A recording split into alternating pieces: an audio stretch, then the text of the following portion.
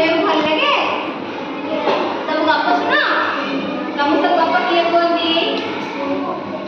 ଅଜା କୁହନ୍ତି? ଆଉ କିଏ କୁହନ୍ତି? ମା କୁହନ୍ତି? ତ କିଏ କିଏ ଗପ ଶୁଣିଛ କହିଲ ମତେ? ତ କିଏ କିଏ ଗପ ଶୁଣିଛ? ତମେ? ହାଲୁ ତମେ? ଆଚ୍ଛା ମୁଁ ଗୋଟେ ଗପ କହିବି ହେଲା। ଗୋଟେ ଠେକୁଆ ଥିଲା, ଠେକୁଆ ନା ରୋଜି ଥିଲା। ଆଉ ଗୋଟେ ହରିଣ ଥିଲା, ହରିଣ ନା କଣ ଥିଲା? ଡେଜି ଥିଲା। ବୁଝିଲ?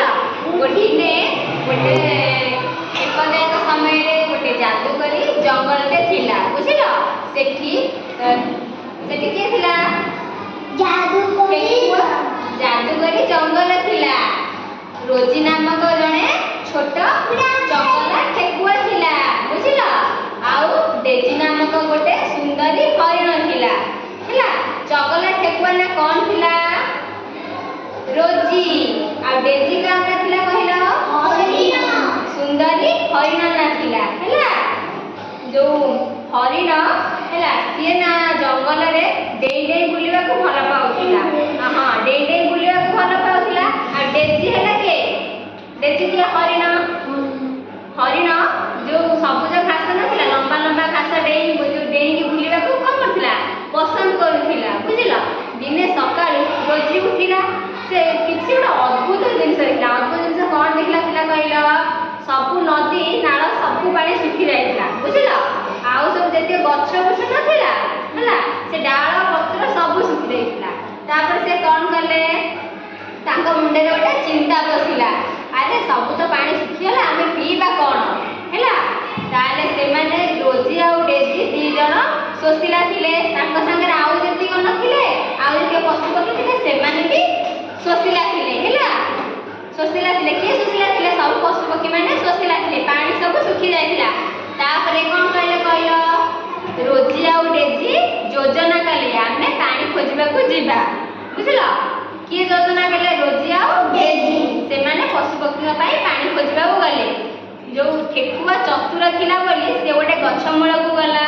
ସେଠି ଗାତ ଖୋଲା। ପାଣି କୋଉଠୁ ବାହାରେ? ଗାତ ଖୋଲିଲେ ପାଣି ବାହାରିବ।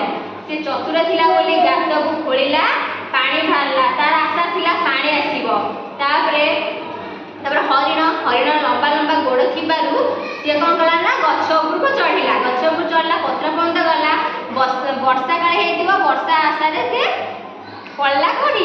ଗଛକୁ ଚଢିଗଲା।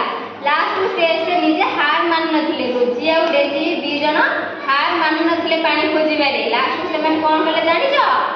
ଗୋଟେ ନୂତନ ନଦୀର ଆବିଷ୍କାର କଲେ। ହେଲା? ବୁଝିଲ?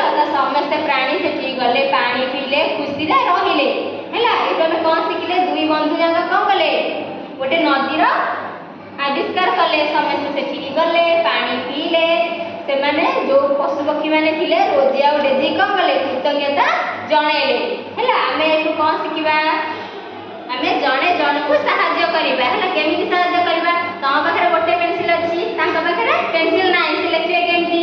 ତମ ପାଖରେ ଦିଟା ପେନସିଲ ଅଛି, ତମେ ତାଙ୍କୁ ଗୋଟେ ପେନସିଲ ଦବ।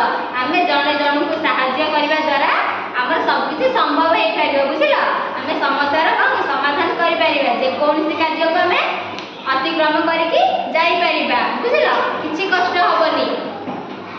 ଆଚ୍ଛା କହିଲ, ତମ ପାଖରେ ଦିଟା ପେନ୍ ଅଛି, ତମେ ତାଙ୍କ ପାଖରେ ପେନ୍ ନାହିଁ, ତମେ ତାଙ୍କୁ ପେନ୍ ଦବ ନା? ଦବ ନା?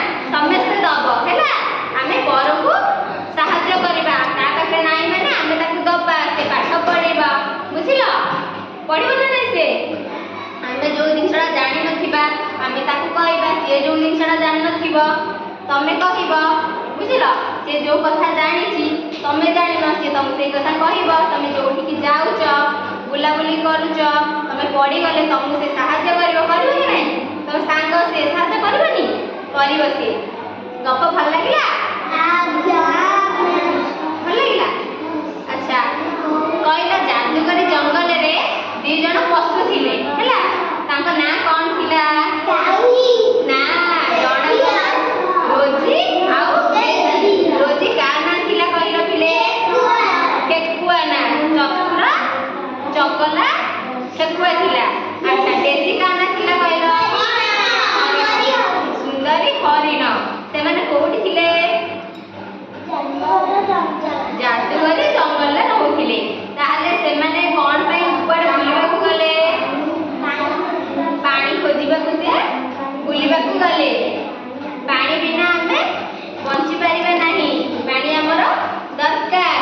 ପିଲାମାନେ ଭଲ